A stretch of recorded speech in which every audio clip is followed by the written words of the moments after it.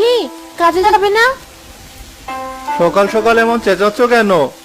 চেঁচাবো না তো কি করবো শুনি? কত বেলা হয়েছে, তুমি এখনো কাজে গেলে না? দেখছো না বাইরে কেমন বৃষ্টি হচ্ছে?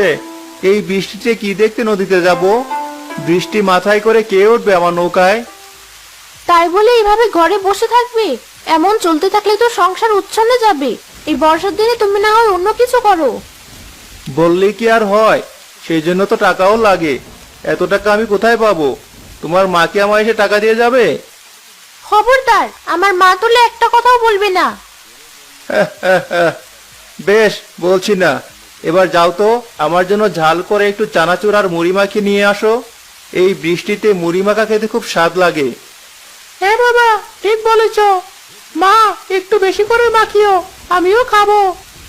যেমন বাপটার তেমন ছেলে, যত চালা সব আমার।